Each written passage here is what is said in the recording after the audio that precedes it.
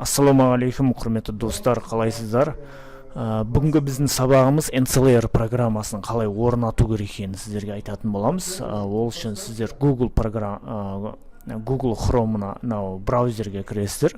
Chrome'ға осы жерге латынша, ағылшынша NC десек, астынан шығады. Мінекей NCALayer деп шықты. Осыны басамыз. Мінекей NCALayer Национальный удостоверяющий центр. pki.gov.kz деген сайт. Мінекей осыны басамыз.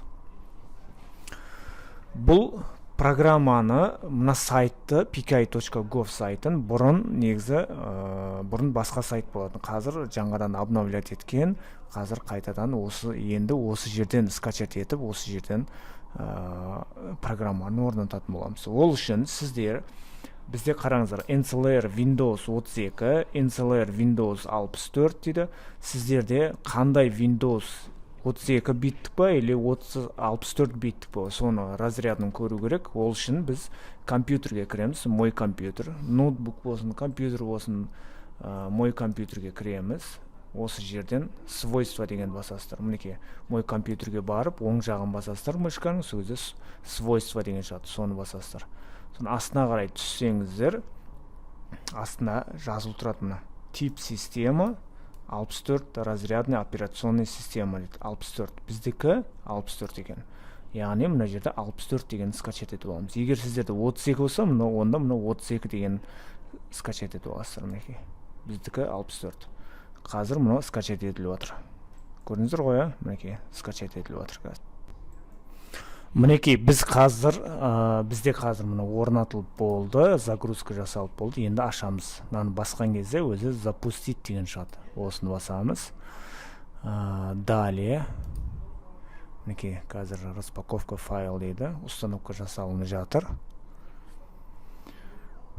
Сіздерде дәл осылай жасайсыздар, осы видеоға қарап отырып жасаңыздар. Қазір орнатылып болды бізде. Сол кезде бізде мына жақтан қазір NCALayer программа запущена деп шығады. Мінекей, приложение запущено. Дәл осылай шықса болды. Приложение жұмыс істеп тұр деген сөз. Бірақ приложениенің өзі жұмыс істеп тұрғанымен бұның ішінде модульдер болады. Мінекей, менде қазір мынау NCALayer тұр. Осыған мышканың оң жағын басам, управление модулями дейді. Осыны басам. Ішінде модульдер болады. Осы модульдерін установка жасамасаңыз, онда сізде госзак порталы ашылмайды. Біз бұны не үшін скачать етіп жатырмыз? Госзак порталына кіріп орнату үшін.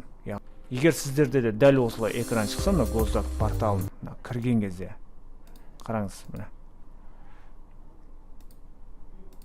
Мінекей, қараңыз. Мінекей, дәл осылай шығып қалады. Мінекей, қараңыз.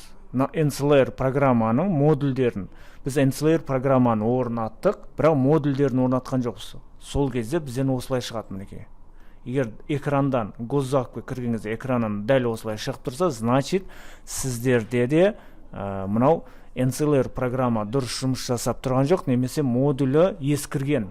Соны обновлять ету керек. Обновлять ету керек екенін қазір айтам мен сіздерге, бірақ дәл қазір қалай орнату керек екенін айтам. Мінекей, модуль государственной закупки дейді. Государственной закупки деген осы госзакуп сайты. Басқан кезде үстіне установить модуль деген шығады. Мінекей, соны басамыз. Перезапустить. Қайтадан қосылады қазір. Мінекей, қайтадан қосылды қазір. Мінекей, қараңыздар.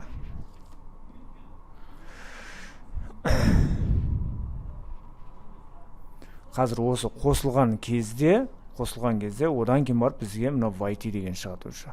Мына қараңыз, войти деп басамыз. Қазір уже кіріп тұр. Көрдіңіз ба? Мына. Егер войти деген, выбрать сертификат дегенді басқан кезде, мынау шықса, значит болды, жұмыс жасап тұр деген сөз. А егер жаңағыдай қызыл болып шығып қалса, значит дұрыс жұмыс жасап тұрған жоқ. Енді бұл біз қазір модульдің тек қана госзакупке қатысты ғана модульді орнаттық. Енді тағы да басқа сайттардың да модулі бар. Мысал үшін, самұрық қазынаның несі бар, модулі бар. Ол мына zakup.sk.kz дейді. Бұл самұрық қазына порталының модулі. Бұны да орнатып алсаңыздар болады. Мен де бұны орнатып қоямын қазір, сосын қайтадан перезапустить болады. Ол государственный закупкалердің, государственный порталдардың кез келген сайттың, мемлекеттік сайттардың модульдері осының ішінде. Яғни оларға керекті программалар осының ішінде тұрады. Енді қазір қарасаңыздар, мінекей модуль электронная система, электронный счет фактура деген сөз мына. Информационная система, электронный счет фактура. Бұны да орнатамыз. Өйткені біз ертең электронный счет фактура жіберетін кезде сол сайтқа кіріп, регистрация жасап, сосын электронный счет фактура жібереміз. Сол кезде де осы модуль бізге керек болады. Қазір оны да орнатып қойдық. Енді қайтадан кіреміз. Тағы да қандай модуль бар екен көрейік. КНП дейді. Мына модуль КНП дейді. Бұны да орнатып қойған дұрыс. Бұл кабинет налогоплательщика. Бұны да орнатып қойсаңыздар, бұл да керек болып қалуы мүмкін сіздерге. Оны да орнаттық.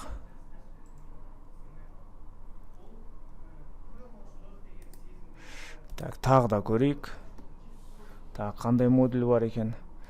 Информационная система казначейства клиент дейді, Минфин, бұлардың бәрі бізге керек емес. Киви дейді, закуп дейді, электронный учет.kz, площадка дейді, о-маркет дейді. Болды, все, қалғандары бізге керек емес. Қалғандарын кейін орнатамыз. Мұна о-маркетті де орнатсақ болады. О-маркетті де орнатасылар. Өйткені біз осы госзакуп сайтында, госзакуп курсында сол о-маркетпен де қалай жұмыс істеу керек екенін сіздерге айтатын боламыз.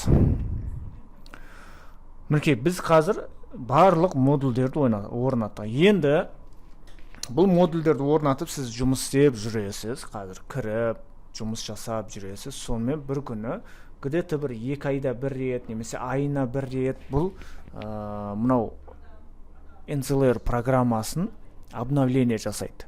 Сол кезде сіз компьютеріңізді қосқан кезде, немесе интернетке қосылған кезде, сразу экранның бетінен шығып тұрады. Обновить приложение деп шығады. Скачать обновление деп шығады. Сөйтіп тұрады. Сол кезде скачать дегенді басасыз, сол кезде ол автоматты түрде өзі обновлить етеді. А егер оны нет деп басасаңыз, онда қайтадан модульге кіреміз, сөйтеміз де настройка дегенді басамыз. Настройкаға басамыз, сохранить дегенді басып, мұны перезапустить дейміз. Перезапустить дегенді басқан кезде бізде қазір обновить етілмейді ғой. Егер сіздерде обновление жасалмаған болса, скачать обновить деген тұрады. Соны басып, обновить етіп аласыздар. Менікі қазір обновление жасалып қойған, сол үшін менен шықпай тұр олай. Мінекей достар, дәл осылай программаны орнатасыздар. Бұл программа қазір өте оңай болған. Бұрын көп деген корневый сертификат, мынау скачать ету керек болатын. Қазір онда еш нәрсе керек емес. Қазір тек қана NCALayer скачать етесіз, болды. Барлық компьютерде жұмыс жасай береді. Сіздерге советім мынау Chrome, Google браузердің қолдануларыңызды сұраймын. Өйткені басқа браузерлер дұрыс жұмыс жасамайды. Осы Chrome ғана жақсы жұмыс жасайды.